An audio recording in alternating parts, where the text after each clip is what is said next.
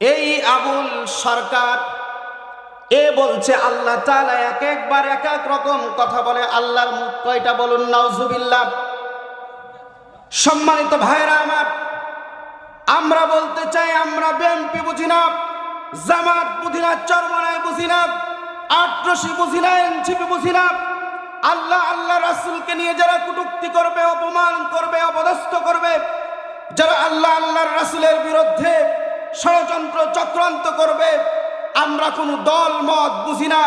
দল মত নির্বিশেষে সকলে ঐক্যবদ্ধ হয়ে এই নাস্তিক মুরতাদদের প্রতিহত করতে হবে। আওয়াজ দিয়ে বলুন কথা ঠিক কিনা?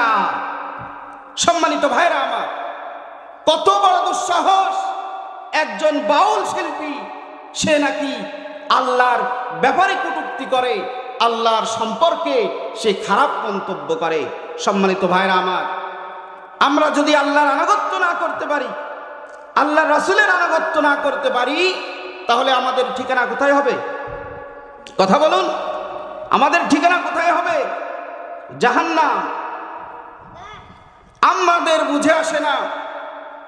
আমরা অন্তর্বর্তীকালীন সরকার ডক্টর ইউনূসের কাছে আমাদের আবদার থাকবে, এই বাংলার জমিনে, এই 18 কোটি মুসলমানের দেশে যারা আল্লাহ আল্লাহর রাসূলের বিরুদ্ধে কটূক্তি করবে, অপমানজনক নেক্কারজনক যারা কথা বলবে, তাদেরকে দৃষ্টান্তমূলক শাস্তি দিতে হবে। আওয়াজ দিয়ে বলুন কথা ঠিক কিনা?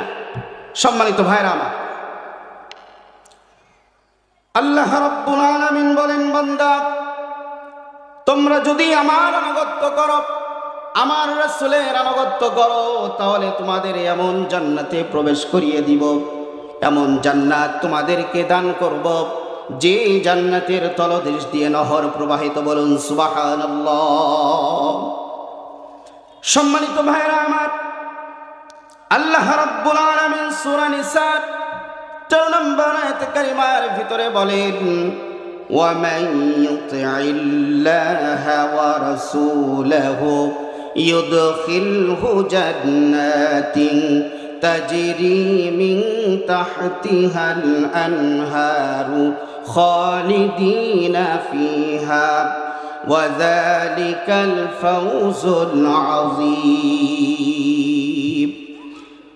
আমার ভাইরা আমার, বন্ধুগণ, আল্লাহ রাব্বুল আলামিন বলেন, যে ব্যক্তি আমার এবং আমার রাসূলের আনুগত্য করবে, অনুসরণ অনুকরণ করবে, আল্লাহ তাআলা বলেন আমি তাকে এমন জান্নাতে প্রবেশ করাবো যার নিম্ন দেশ হতে ঝর্ণা